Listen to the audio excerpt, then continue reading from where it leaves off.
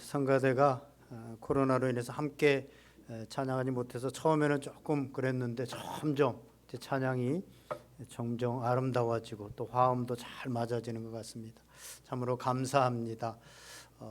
이 아침에도 우리를 지키시고 우리를 보호하시고 우리를 인도하시는 주님의 크신 은혜가 여러분들과 함께 하시기를 주님의 이름으로 간절히 축원드립니다. 축원드립니다. 네. 누가 요즘은 코로나 때문에 어디 가서 사람들 모이는 데서 대화도 큰 소리로 하지 말라고 해서 아멘도 그냥 조용하게 하시는 것 같은데 아멘은 크게 하셔도 됩니다. 흉년은 하나님의 약속하신 땅에도 하나님이 가라고 한 곳에도 들 수 있습니다. 창세기 12장에 보면 아브라함이 하나님께서 갈대아우로 고향을 떠나서 내가 내게 지시한 땅으로 가라라고 했는데 가나안에 갔을 때 그곳에 기근이 들고 흉년이 들었습니다. 요셉이 살았던 시대에 애굽에 전 세계적으로 7년 동안 큰 흉년이 들었습니다. 성경 룻기서를 보면 사사들이 치리하던 때 그 땅에 흉년이 드니라라는 말로 시작합니다. 하나님께서 약속하신 땅 가나안 땅에 그것도 빵집이라고 하는 이름을 가진 베들레헴에 흉년이 들었다라는 것이죠. 흉년이 들자 아비멜렉과 나오미 그 아내였던 나오미가 먹고 살기 위해서 잘 살기 위해서 결정을 합니다. 결단을 하는데 온 가족을 데리고 모압 땅으로 가자라고는 결정을 하게 되어집니다. 이유는 베들레헴 땅에 흉년이 왔으니까 먹고 살기 위해서 잘 먹고 잘 살기 위해서 모압으로 가자는 것이었죠. 하지만 그 결단은 결과적으로 최악의 결정이 되었습니다. 모압 땅으로 이주해서 아비멜렉 남편이 죽고 또 결혼한 두 아들이 차례로 죽게 되어집니다. 나오미 집안은 그야말로 몰락하고 맙니다. 흉년의 때에는 다른 때보다 평상시보다 결정을 잘 해야 됩니다. 왜냐하면 위기의 때, 흉년의 때에는 인생을 좌우할 수 있는 그런 때이기 때문입니다.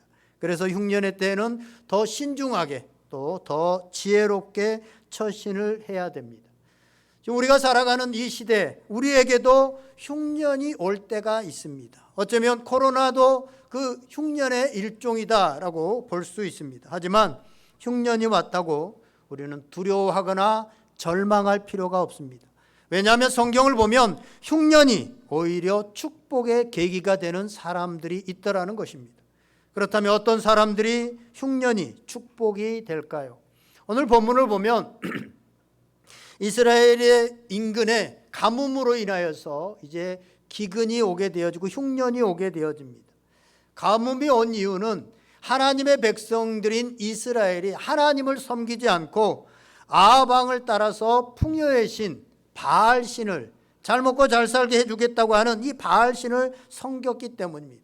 하나님은 뒷전이고 오직 잘 먹고 잘 살기 위해서 풍요의 신인 바알과 아세라 신을 섬겼습니다. 물질의 신인 이 바알 신을 섬겼습니다. 잘 먹고 잘 살려고 했는데 결국 가뭄이 오게 되어지니까 잘 살고 잘 먹지를 못하는 흉년이 들게 되어집니다. 잘 살고 잘 먹는 것도 하나님께서 허락하셔야 가능한 일이라고 하는 사실입니다.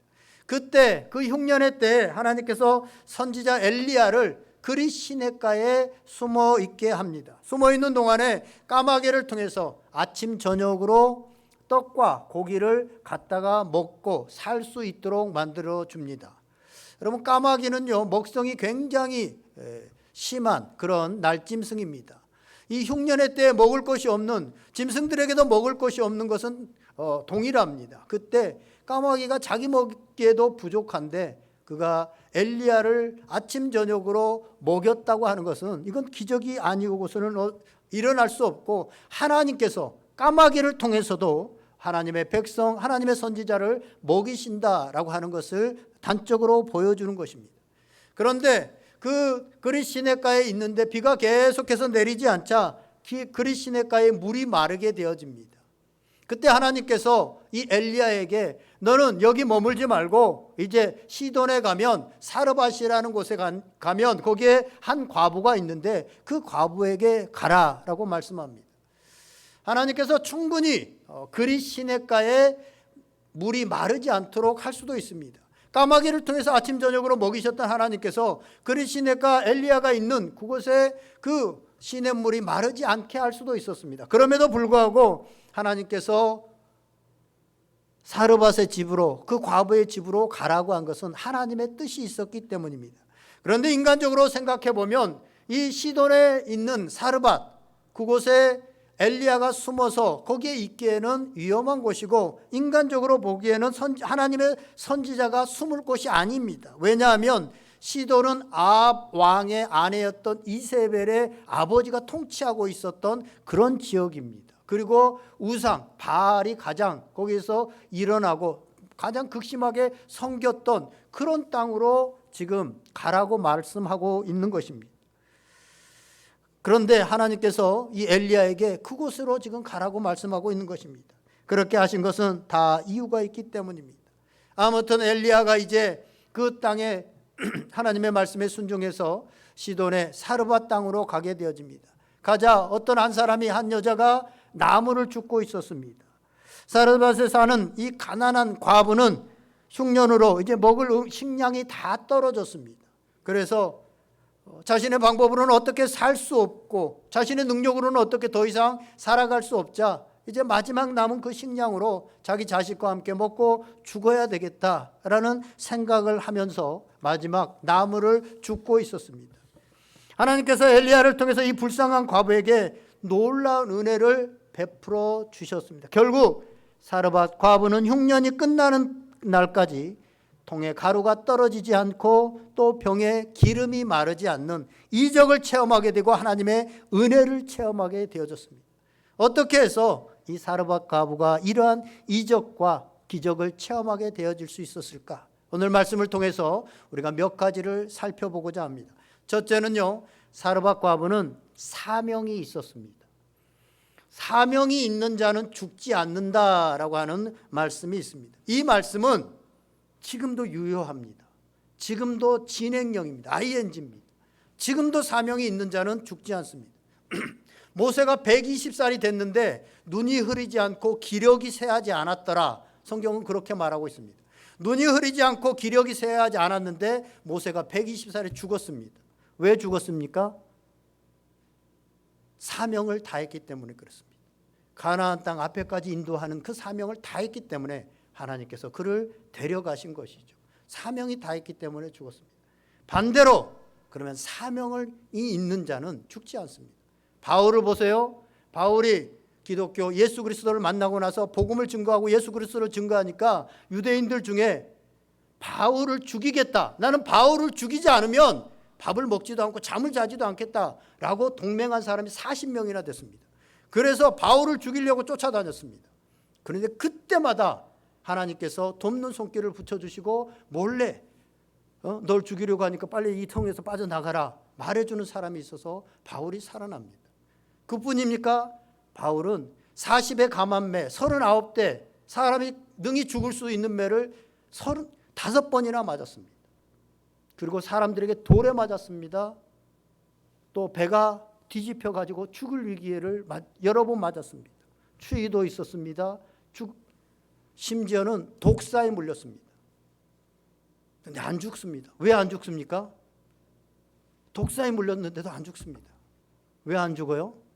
사명이 있기 때문에 그렇습니다. 로마에 가야 된다는, 로마까지 가야 된다는, 그곳에 복음을 증거해야 된다는 사명이 있기 때문에 죽지 않습니다. 사명이 있으면 죽지 않습니다. 오늘 사르밧 과부에게도 하나님께서 사명을 주셨습니다. 그건 뭡니까? 엘리야를 일정 기간 동안 숨기고 그에게 먹여야 되는 그런 사명을 주셨습니다. 아주 하찮은 사명인 것 같습니다. 그러나 하나님께서 주신 사명을 붙듭니다. 이스라엘 땅에 엘리야 선지자를 먹여 살릴 부유한 사람이 충분히 있었을 겁니다. 아무리 흉년이 들었어도 그 이스라엘 넓은 땅에 엘리야 선지자 그를 숨기고 먹여줄 사람이 없었겠습니까? 그런데요, 당시 이스라엘 사람들은 하나님의 말씀을 다 거역하고 아합을 섬기고 바알 신을 섬기고 엘리야를 무시했습니다. 그래서 엘리야가 갈멜산에서 싸울 때도 850대 1로 싸우게 되어지잖아요. 그래서 하나님께서는 이방 민족인, 이방 사람인 사르밧에 사는 그 과부를 택하신 것입니다. 하나님께서 엘리야에게 9절에 보세요. 내가 그곳 과부에게 명령하여 내게 음식을 주게 하였느니라. 음식을 주게 하였느니라. 음식을 주는 이 사명을 받았습니다. 저희 누님이 권사님인데 지금 수십 년째 작은 교회에서 식당 봉사를 하면서 음식을 먹이는, 그나마 그 은사가 있어서 참 음식을 잘하세요. 제주도 사시는데. 그래서 그 점심 먹겠다고 몸이 불편한 어르신들이요, 그냥 늘 그 요양원에서 주는 음식은 뭐 조미료 많고 맛이 없다고, 주일에 밥 먹겠다고 교회 오시는 분들이 그렇게 많대잖아요. 그 한 끼 먹겠다고. 그 사명이에요. 그거 간단한 거지만. 예. 어제 저는 참 감동을 받았는데요. 우리 사남성교회 작년에 재작년에 잘 세워지지 않아서 참 안타까움으로 제가 기도하고 바라봤는데, 어제 이 본당 청소 당번이었나 봐요. 제가 오전에 이렇게 있는데 뭐 위에서 쿵쾅쿵쾅 소리가 나서 누가 청소하나 보다 한번 이렇게 올라왔는데 5분이나 사남성교회 우리 교회 미래입니다. 희망이 뭐 열심히 청소하는 모습. 어떤 데 보면요, 뭐 한 2명이 이렇게 다른 뭐 남정대회나 여정대회 보면 하고 있는 모습 좀 안타까운데 5명이 하는 거 보면서 내가 너무 흐뭇해서 사진을 찍었어요. 네, 너무나도 사명이 있으면요 죽지 않습니다. 그것이 큰 것일 수도 있고 작은 것일 수도 있습니다. 오늘 여기서 그런데 중요한 것은요, 하나님께서 엘리야를 통해서 사렙다 과부에게 사명을 주실 때 이 과부는 그 말씀에 순종했다는 것입니다. 그래서 그 과부는 비가 다시 내려서 다시 풍년이 올 때까지 밀가루통에 밀가루가 떨어지지 않고 기름병에 기름이 없어지지 않는 그런 기적을 경험하게 되어집니다. 사랑하시는 여러분, 하나님은 바울처럼 사르밧의 과부처럼 하나님께서 주신 사명을 위해 사는 사람들에게 이적을 베풀어 주시고, 아멘, 없는 것을 있게 하시고 안 되는 것을 되게 하시고 위험을 막아주시고 환난에서 건져주시고 죽음에서도 건져주시는, 그래서 하나님의 뜻을 이루시는 분이심을 믿으시기 바랍니다. 할렐루야.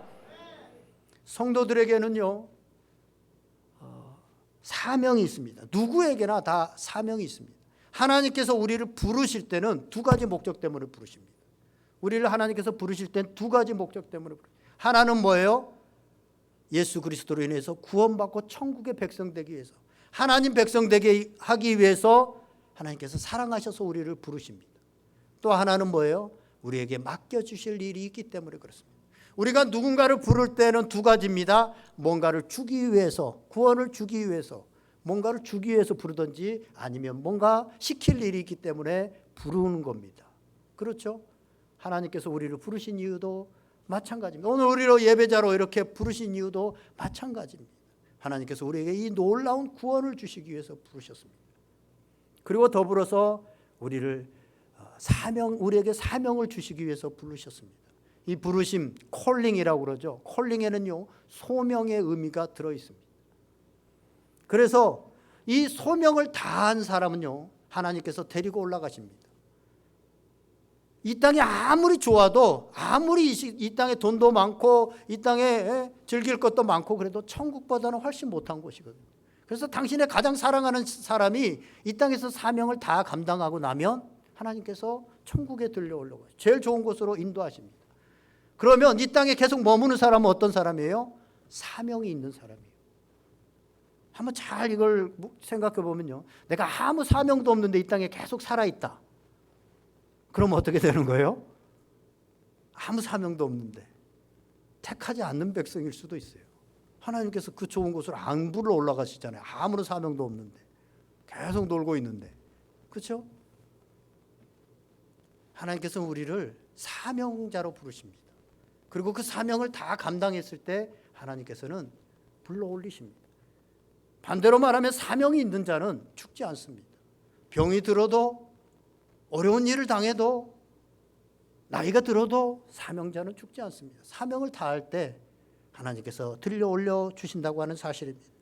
그렇기 때문에 우리는 사명을 붙들고 살아가야 됩니다. 특별히 어려움의 때일수록 더더욱 사명을 붙들고 살아가야 됩니다. 제가 늘 하는 얘기 중에 책 제목이 일본 사람이 쓴 책 제목이기도 합니다만, 걸으면 살고 누우면 죽는다. 걷는다고 하는 것은요, 계속해서 내게 주어진 길을 걸어가는 겁니다.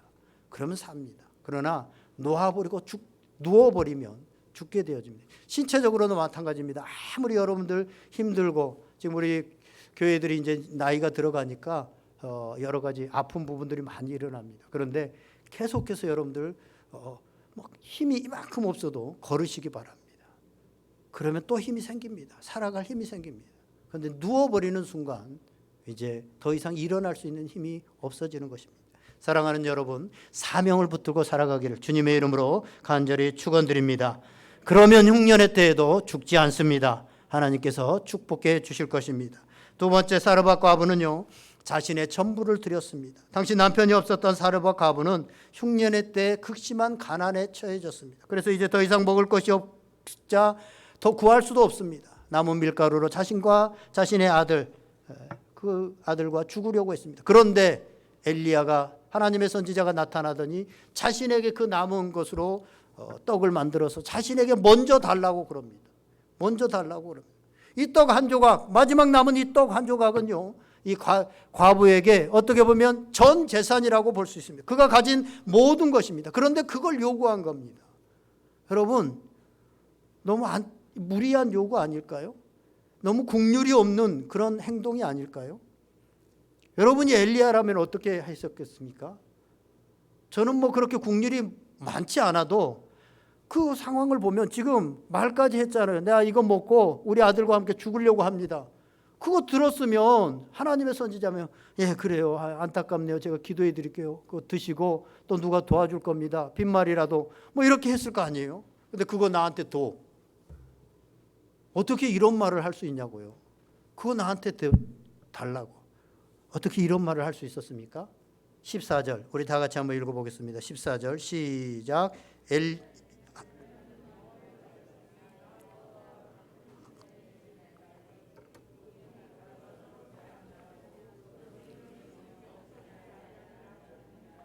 아멘. 엘리야는요, 지금 하나님의 말씀을 전하고 있는 겁니다.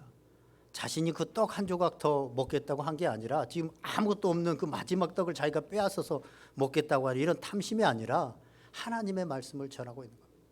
하나님의 말씀을 전하면 하나님께서 너를 축복하실 거야, 너를 끝까지 하나님께서 양식을 주실 거야 라고 하는 이 말씀을 전하고 있는 겁니다. 말씀을 전하는 엘리야는 이 말씀에 확신했습니다. 그래서 전했습니다. 왜냐하면 확신하지 못했으면, 그 불쌍한 사람, 하나님의 사람이 아니더라, 선지자가 아니더라도 그거 빼뜨려 먹겠습니까? 근데 확신이 있었습니다. 그래서 전한 거예요. 어떻게 확신을 할 수 있습니까? 자신이 그리 시냇가에 있을 때 하나님께서 까마귀를 통해서도 먹을 것을 아침 저녁으로 주셨던 하나님이시기 때문에, 내가 이 말을 하면 이 말씀이 그대로 이루시는 하나님, 그 하나님을 믿고 전한 겁니다. 그래서 달라라고 말한 겁니다. 서울에 있는 한 큰 교회 목사님이요, 제가 그 설교집을 읽는 가운데 이 목사님이 어느 집에 신방을 갔는데 그 집이 너무너무 가난해서 정말로 먹고 살 게 없을 정도로 가난하더라는 겁니다. 목사님이 봐도 자기가 도와주고 교회에서 도와줘야 될 만큼 그런 어려운 집안이었는데, 보니까 11조를 하지 않는 거예요. 그래서 가서 강력하게 11조를 하십시오라고 이렇게 전했다고 합니다. 왜냐하면 자기가 도와주는 거나 교회가 도와주는 것은 한계가 있고, 이 사람은 자신 개인적으로 능력이 없기 때문에 자기가 벌어서 살 수 있는 능력이 없어요. 그러면 교회에서 계속 평생 도와줄 수도 없고 자신의 능력도 없으면 이건 하나님이 해결하실 수밖에 없는데, 하나님의 것을 드리지 않고 있는, 작은 거라도 11조를 하고 있지 않는 모습을 보면서 이건 하나님의 축복을 막아버린 것이기 때문에 그가 말라기서의 약속의 말씀을 믿고 강력하게 전했다는 거예요. 인간적으로 보면 도와주고 싶고, 목사님이 책도 쓰고 이런 분이라 책 팔아서 돈도 있고 하는데, 그게 아니라 인간의 도움은 한계가 있기 때문에 하나님께서 도우실 것이다 라는 확신을 가지고 전했다라는 내용을 읽은 적이 있습니다. 우리 사람의 인격과 믿음을 가장 정확히 알 수 있는 것은요, 그 시금석은 물질에 대한 태도입니다. 사람이 무슨 말을 하든 간에 무슨 행동을 하든지 간에 그 사람이 돈에 대한 자세를 보면 그 사람이 무엇에 관심이 있는지, 지난번에도 말씀드렸지만 진짜 그가 무엇을 사랑하는지 알 수 있습니다. 성도도 마찬가지입니다.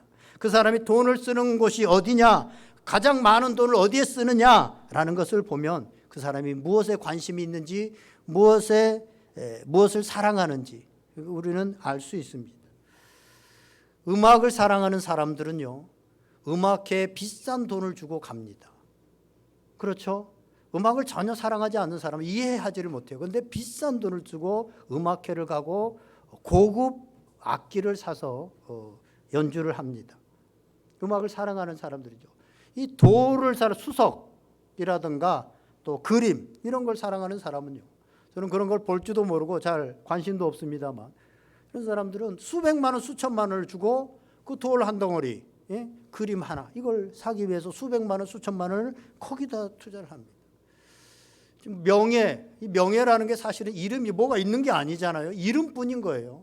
그 이름, 그 명예를 얻기 위해서 사람들은 수백, 수천, 수억의 돈을 씁니다. 명예를 얻기 위해서. 자기가 좋아하는 것, 자기가 관심이 갖는 것, 자기가 사랑하는 것에 투자하게 되어집니다. 여러분이 제일 사랑하는 것이 무엇입니까?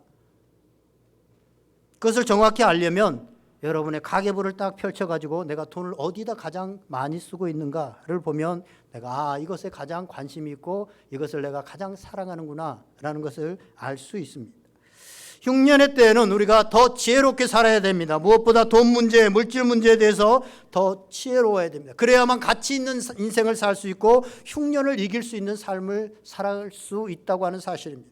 그런데 우리 그리스도인들은 재물은 기본적으로 하나님께서 주시는 것이다. 하나님께서 우리에게 잠시 맡겨주신 것이다. 우리는 청지기일 뿐이다. 언제든지 그것을 빼앗아갈 수도 있고 나에게서 흘러갈 수도 있는, 잠시 나에게 맡겨주는 그것뿐이다라는 것을 늘 인식하고 살아가야 됩니다. 이러한 청지기의 삶을 살기 위해서 출발점이 뭡니까? 하나님의 것을 하나님의 것으로 인정하는 11조의 삶입니다. 만약 저에게 돈이 있어서 한 100만 원쯤 있어서 우리 성도 중에 누군가에게 주고 싶어서 저 2층 탁자 위에다 놓고 성도님에게 2층 탁자에 가면 100만 원이 있는데 10만 원은 제가 쓸 때가 있으니까 90만 원 가지고 가서 쓰시고 뭐 좋은 데 쓰세요라고 말했다고 합시다.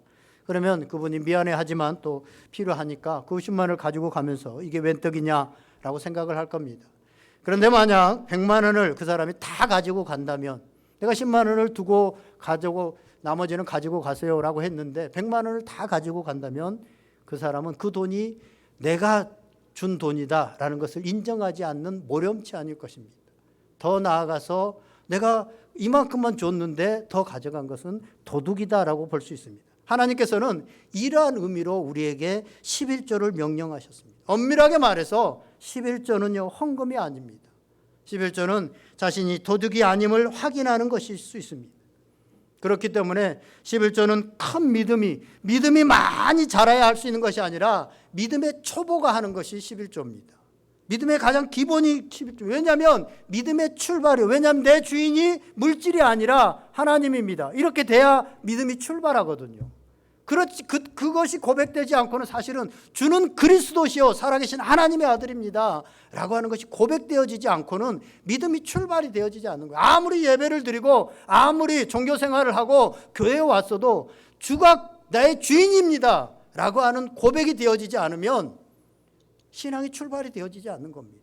그런데 아무리 입으로 주님이 주님이십니다, 나의 하나님이십니다, 나의 주인은 하나님이십니다 하지만 우리가 돈에 대한, 아까도 말씀드렸지만 돈을 어디에 쓰느냐라는 것에 대해서 그 사람의 가치관, 그 사람의 그것을 사랑하는 것, 그리고 무엇을 가장 가치 있게 생각하는지가 거기에 들어가 있다고 하는 사실입니다. 그래서 이 11조를 하지 않으면요, 신앙이 출발되어지지 않고 더더욱 신앙은 자랄 수 없습니다. 교회 앞에서도 또 성도들 앞에서도 목사님 앞에서도 떳떳하지 않고 하나님 앞에서도 떳떳하지 않습니다. 그래서 어떤 일에 대해서 기도를 할 때도요, 하나님 앞에 당당하게 나아갈 수 없습니다. 늘 캥기는 것이 있고 마음 한켠에 그렇지 못한 것이 있기 때문에 그렇습니다. 하나님께서 나의 삶의 주인이시고 모든 것을 믿는다고 한다면 11조부터 우리가 용단을 내려야 됩니다. 그래야 여러분들의 복의 통로가 되어지고 믿음이 시작되어집니다.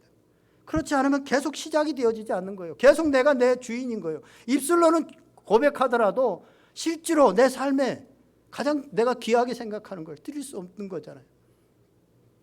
그것이 흉년의 때를 살아가는 방법입니다. 하나님의 것을 하나님의 것으로 인정하는 것입니다. 더 나아가 우리 그리스도인들이 살아가는 방법입니다. 요즘 인터넷이나 어디나 보면 11조는 구약의 율법에서 나온 것이기 때문에 안 드려도 됩니다. 가끔 이런 이상한 얘기를 하는 사람들이 있습니다. 그렇지 않아요. 예수님은 구약의 율법을 폐하러 온 것이 아니라 완성하러 오신 거예요. 구약의 율법이 사랑인데 그 사랑을 온전히 너의 목숨까지도 내어주는 그 사랑을 해라 라는 거예요. 구약의 11조를 드리는데 10의 1만 아니라 너의 삶의 모든 전부가 하나님의 것이야. 그 주인이 바뀌지 않으면 너는 영생을 얻을 수 없어. 그래서 예수님이 하신 말씀이 뭐예요? 부자 청년에게, 부자 청년이 십계명을 다 지켰습니다. 율법도 다 지켰습니다 라고 하자 뭐라고 그래요? 너 그 있는 재물을 팔아서 가난한 자들에게 나눠주라. 그리고 나를 따르라. 결국은 주인이 바뀌지 않으니까 두 주인을 섬기지 못한다. 성경 예수님은 그렇게 말씀하시잖아요. 결국은 영생을 얻지 못합니다. 이 부자 청년만 아니라 부자 나사로 얘기를 통해서 또 부자가 천국에 들어가는 것이 낙타가 바늘귀로 들어가는 것보다 어렵다라는 이런 많은 것을 통해서 성경은요 3,000번 이상 이 재물에 관한 얘기를 합니다. 오히려 믿음이나 구원의 단어보다 재물에 관한 얘기를 더 많이 합니다. 왜 그래요? 아무리 너희가 입으로 고백하고 말하고 하지만 실제로 너희가 가장 사랑하는 곳에, 너가 가장 필요한 곳에 그 재물을, 물질이 사용되다라는 것입니다. 예수님께서는 마태복음 23장에 11조에 대해서 딱 한 번 말씀하셨는데, 전체 중에 한 번 말씀하셨는데 11조를 드리라라고 했어요. 그것도 드리고 정의와 공의도 행하라 라고 그렇게 분명하게 말씀하셨습니다. 우리가 이런 생각을 해볼 수 있습니다. 만약 사르밧 과부가 엘리야가 그 떡 한 덩이 마지막 그것을 달라고 했을 때 드리지 않았다고 한다면 어떻게 됐을까요? 그러면 한번 생각해 보세요. 그는 하나님의 은혜를 경험하지 못했을 것입니다. 기적을 체험하지 못했을 것입니다. 삶 속에서 하나님 크기의 일을 경험하지 못했을 것입니다. 우리가요 이런 생각을 해볼 수 있습니다. 왜 성경은 또 주변에는 하나님 크기의 일, 기적을 많이 경험하고 하나님께서 이렇게 도우셨습니다. 나는 아무것도 못했는데, 이런 고백들을 많이 하고 간증들을 많이 하는데 나는 왜 간증이 없지? 라고 하는 것 중에요, 우리가 우리의 이성을 넘어서는 순종을 한 번도 해보지 않았기 때문에 다 내가 예측할 수 있는 내 이성 안에서 일어나는 그런 일들만 내 삶 속에는 있습니다. 그걸 넘어서는 일을 한 번도 나는 경험하지 못했습니다. 왜요? 하나님이 그 이상을 한 번도 말씀하셨을 때 순종하지 않았기 때문일 수 있습니다. 사르밧 과부는요 그거 먹으면 3일, 일주일을 더 살 수 있습니다. 그러나 그 이후의 삶은 아무런 자기가 모든 것을 책임져야 되는 그런 일들이 일어났을 겁니다. 그런데 하나님께 순종함으로 인해서 하나님 크기의 일이 그의 삶에 일어나게 되고 하나님을 경험하게 되어지는, 무엇보다 그가 다시 비가 내릴 때까지 먹고 살게 되어 걱정 없었다, 이게 중요한 것이 아니라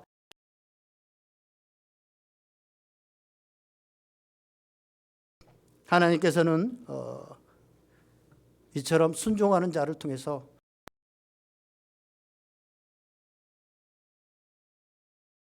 것을 하나님의 것으로 드리고 인정하는 것입니다. 그럴 때 하나님께서 지키시고 보호해 주시고 인도하실 것입니다.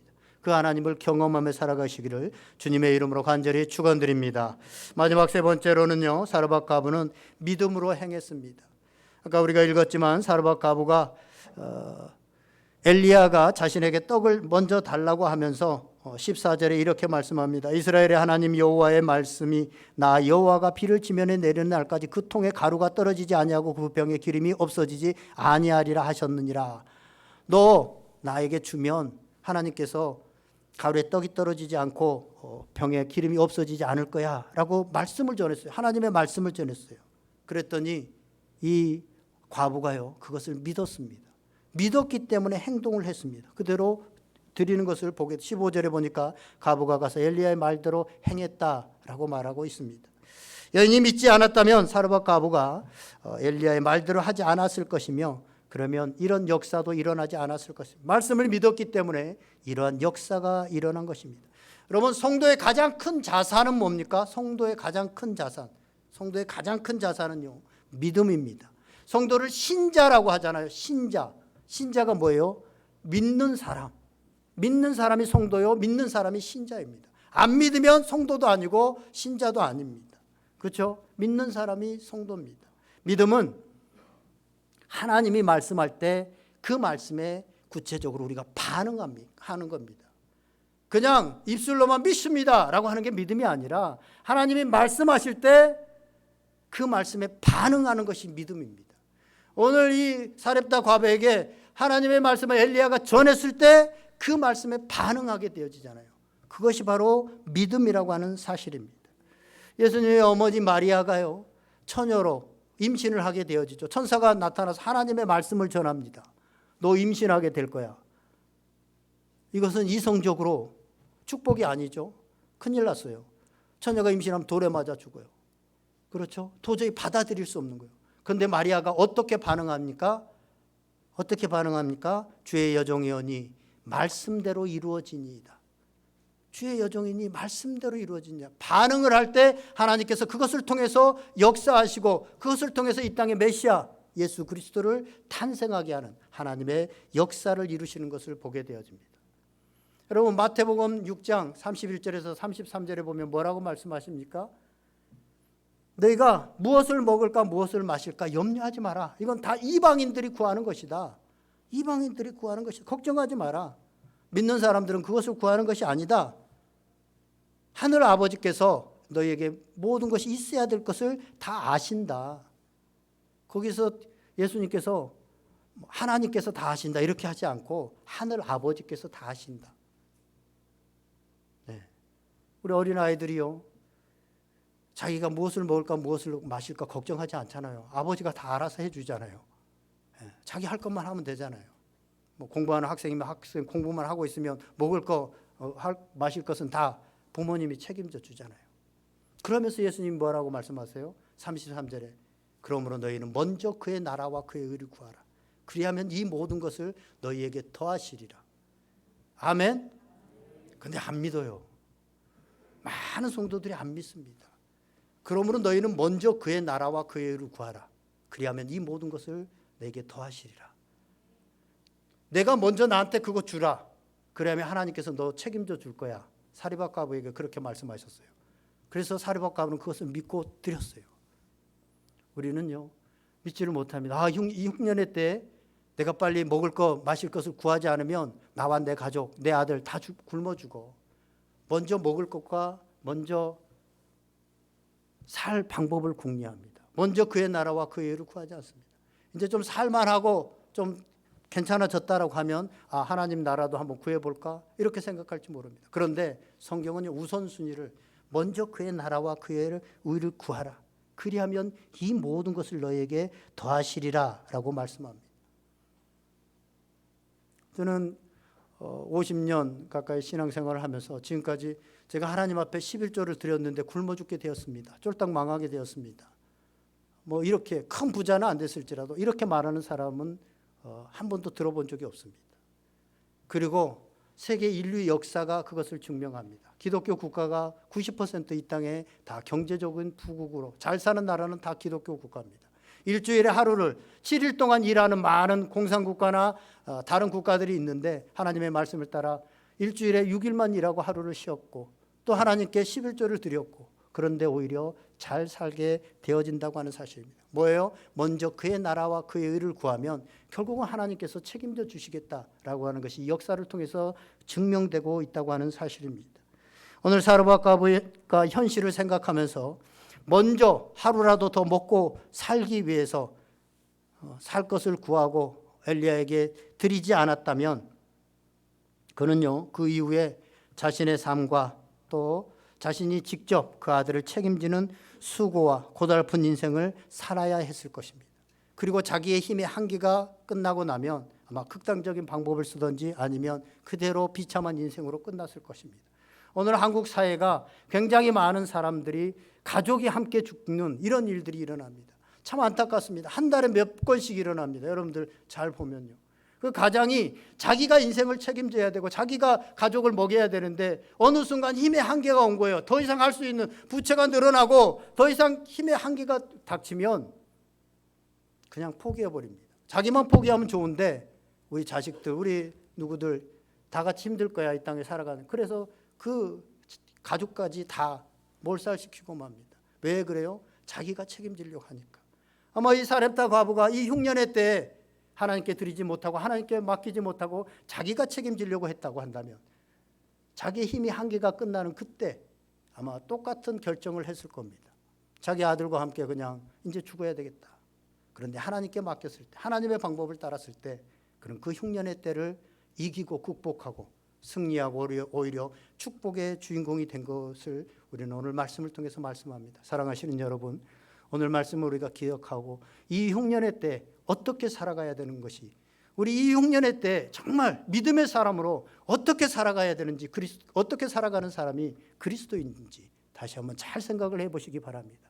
성경은 이 세대를 본받지 말고 이 세대를 따라가지 말고, 이 세대는 결국은 멸망으로 가는 것이기 때문에 그 세대를 따라가지 마라. 축복으로 나아가라. 하나님은 영생을 얻는 그 방법으로 나아가라고 우리에게 분명하게 말씀하고 있습니다. 사랑하는 여러분, 이 흉년의 때 정말 하나님의 방법으로 하나님의 말씀에 순종해서 다 승리자들이 되어지고 축복의 주인공들이 다 될 수 있기를 주님의 이름으로 간절히 축원드립니다. 우리 다 같이 한번 기도하겠습니다. 오늘 말씀 생각하면서 우리 기도하시겠습니다. 정말 하나님께서 우리를 사랑하시고 축복하시기 위해서 여기에 부르셨습니다. 사렙다 과부를 찾아가신 것처럼 이 흉년의 때 하나님이 우리를 찾아오셨습니다. 그 찾아오신 그 주님의 말씀에 순종해요. 그 말씀대로 살아갈 때 우리에게 축복이 임하실 것입니다. 성령님께서 들려주신 음성 붙들고 우리 다 같이 한번 간절히 기도하시겠습니다. 다 같이 기도합니다.